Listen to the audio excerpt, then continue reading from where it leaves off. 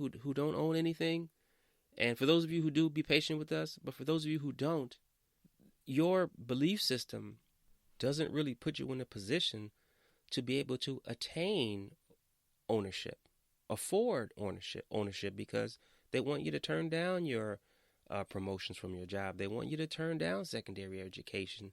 So this technology has just allowed you to combat that foolish reasoning by getting online, taking a look at some properties, even in your state. If you can't afford it in your state, if you're in one of those expensive states like California, where it costs you six figures to buy just a piece of land, you know what I'm saying? Go to the Midwest, go down south, go do something. But this technology, again, pros and cons, is allowing you to to overcome that. Especially if Jehovah's Witnesses have people deeding their properties to them. Those who do have property, they're deeding it. Now you have something to pass down to if you have kids, or you might be, by doing that, you might be the one to break the generational wealth curse on your family. Better yet, doing something like this builds your confidence and your self-esteem, stuff that the governing body and that organization will never ever do for you.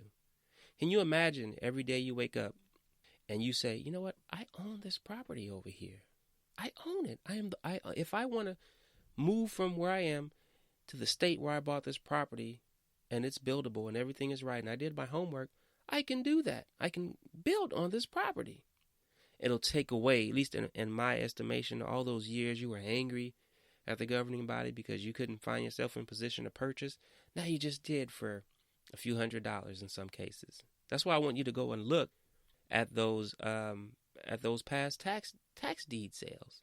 Some of those vacant lands were sold for like $600, $300, $400 for whatever reason. Even if you can't sell it right away, sit on it. At some point, it's going to be worth something. If you do your homework, if you buy the right piece of land, if you do your due diligence, how's that going to make you feel? Now compare that, some work you did yourself, versus leaving it in Jehovah's hands, versus letting Jesus take the wheel. You let Jesus take the wheel all this time. You left it in Jehovah's hands all this time. You ain't got no property. You hear this podcast, you start looking into this stuff, and if you got serious and did your homework, I found a way to be successful with it. That's you. Those things build confidence. That's why the Jehovah's Witness organization don't have you doing those things. Because when you get just a little bit of that success, a little bit of accomplishment, it'll lead to another one.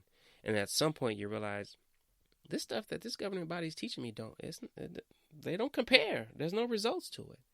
That's why they don't want you going to college. That's why they always have you in a position of defeat. You get me? Assets. Prepare. Get yourself in position to adjust. You need to be able to adjust and acclimate to the changes that are happening in the world. They are happening, whether you deal with it or don't. In most cases, the people that are telling you about the changes, well, let me not say that. But you just should think about adjusting, being a chameleon, changing with the times.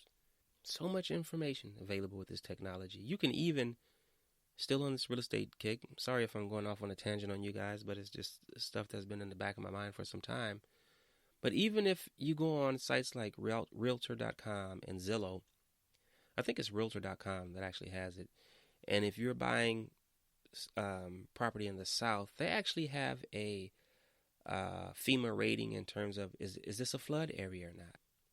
You have all this information to help you make a sound decision, something many of us, most of our lives, for whatever reason, haven't been able to do until we got older, until we started doing our due diligence, until we stopped leaving it in everybody else's hands.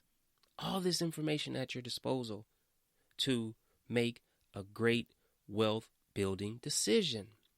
I said a few weeks back, why are you working for free at a Wallkill when you can buy a $5 app, $4.99, and start a business? I told you that the app that I use to record this podcast was free. It cost me $99 to buy the mic and the little setup that I can take anywhere and set it up.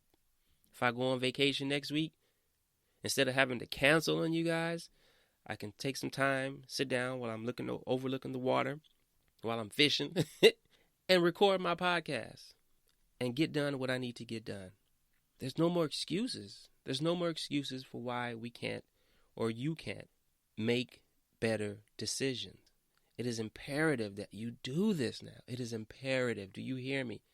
The Fed chairman just told you it's not going back to the way it was. And guess what? If you decide to hold this land, you can sit on it, and there may be an interested buyer who may want to, pay you a monthly income till he gets it paid off. You may be able to just go ahead and sell the entire land in cash. Okay? The point is, you just created an income for yourself. Somebody wants to buy it from you, even if this technology and the use of smart contracts and real estate that takes over, you still own land that can be sold. You still have a chance to sustain yourself. You can still buy and sell. It may not be with another human being. Who knows? I don't know. But you are in business. You're sustaining yourself and creating wealth at the same time, building up your internal systems. You understand me? Accomplishments, small, great, whatever they are, they build you. When you don't do things that you set out to do and you push them off, and those things slowly eat away at your self-esteem. But when you make a big step like that and you get it done after months or whatever your time frame is of research, that builds. There's no that depression will start to leave you. If you've made the right decisions in your healing, and now you start adding these wealth building opportunities, that depression starts to sleep away. But as long as you stay in that religion, it'll be there. It's not going anywhere. It's designed to do that to you. So why not take care of yourself in other ways? Of course, there's the healing, there's counseling, there's yoga, whatever you guys do. But this is also a way to heal. It's also a great way to keep your community if you're not interested in leaving it. And you're able to, you can buy several plots of land for future use. That way you can keep it in your community or keep it in your family. There was not too long ago, I think it was late last year, back in September, and there were 19 families who bought almost it was 100, let me pull it up. 19 families buy nearly 97 acres of land in Georgia to create a city safe for black people. 19 people got together and bought damn near 100 acres of land. They had their own reasons for doing that, right? And I want to read to you just a little bit of the article, okay? So you can kind of get an idea of what I'm trying to say. This was actually it's a CNN. Of course, I'll put the link at the bottom. It's a CNN article. Quote, "Welcome to freedom," exclaims real estate agent Ashley Scott as she surveys the nearly 97 acres of land that she and a group of 19 black families purchased in August. "I'm hoping it will be a thriving safe haven for people of color, for black families in particular," Scott says. The land sits just east of Macon in rural Wilkinson County, Georgia. Scott and her friend, investor and entrepreneur Renee Walters, didn't initially plan on buying a large plot of land, but they had a vision that was clear: to create a safe space for their black families.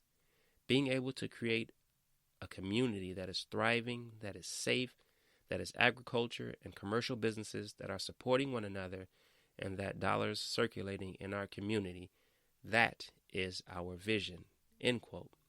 Do you see what that can do for you? And not just for you. Not just for you, Jehovah's Witnesses, since you guys come from serving where the need is great. How much would you be serving a multitude of people by buying enough land to create a community of your own? That is serving. You'd be serving their businesses. You understand what I'm saying? You'd keep that, the commerce going, and it's building. It's building. It's building. It's uplifting. There's pride in that. There's joy. There's no depression in that. You understand what I'm saying to you? Yes, I am a fan of real estate. We all should be, but there are other ways to do this. Ultimately, you still have to have somewhere to live, but you can find other ways to create for yourself. You can still, people, I don't really dabble into it because it's just not for me, but stocks. People are still investing in stocks. I was reading, and I'm going to see if I can find his Instagram again and put it down at the bottom for you. He invested, I think it was like $2,000 or $3,000 in whatever stock. And he doesn't necessarily, when there's a dividend to be paid to him, he doesn't necessarily take that money and spend it frivolously. He takes it and either invests it in other opportunities, or he uses it to pay bills at the house. From one investment. One. There are people out here who are buying vending machines for their children as a source of income, creating multiple sources of income. Vending machines, something I never thought about.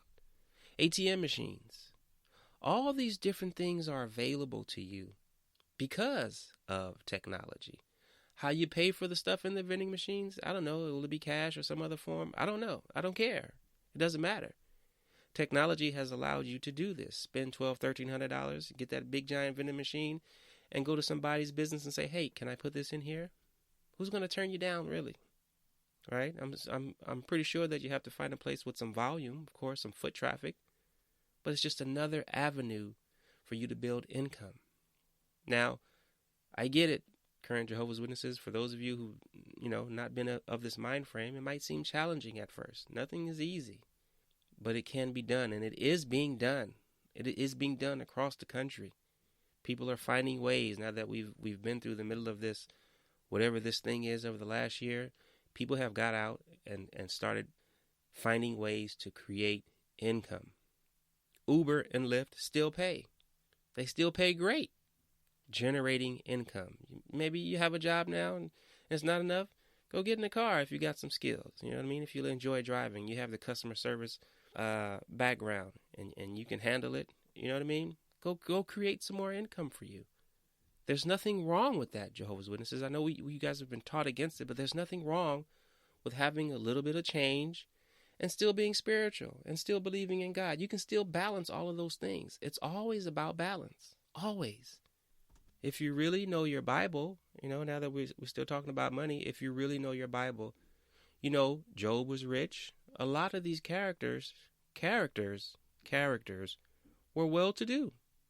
So why is it all of a sudden a problem for you, Jehovah's Witnesses? Why is the governing body telling you it's wrong for you, but the God that you worship and the Bible he created, all the people that he used in it, not all of them, but many of them were well-to-do? Contradictions. Everything's being exposed. The Bible's being examined with me and everywhere else. The point I'm making is money is not bad. Sustenance in terms of financial ability is not bad. It's good for you. It's healthy. Just balance it out. There's a guy. He's a black man, and I'm proud of him. His name is on YouTube, and his name is JT Hustles. And I don't know how often he's on, but when he's on, his sole purpose is to tell you about a money-making opportunity that you may not have been thinking about. And before I continue with him, let me let you know, you're going to have to use your muscles of discipline, Jehovah's Witnesses, because I'm really talking to you. And everybody, it's for everybody, but I'm definitely talking to you.